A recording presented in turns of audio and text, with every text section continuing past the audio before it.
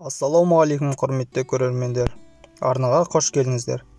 Бүгін сіздер 8x7 көлемді времянканың сызбасымен танысатын боласыздар.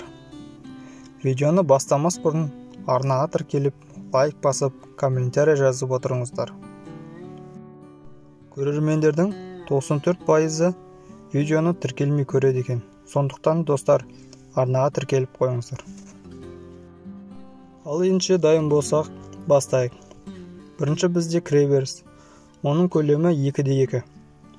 Келесі бізде 5x3 көлемді бөлме. Ол екі аймаққа бөлінген. Бірінші ас бөлмесі және екінші холл. Келесі бізде жуынатын бөлме.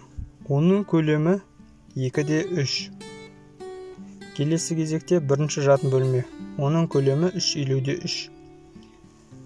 Келесі екінші жатын бөлме. Оның да көлемі 3x3. Қызылмен белгіленіп тұрған ол үйдің ішкі негізгі қабырғасы. Құрметті достар, қазақ тілді арнаның дамуына үлес қосып, арнаға тіркеліп, лайк басып, комментарий жазып отырыңыздар.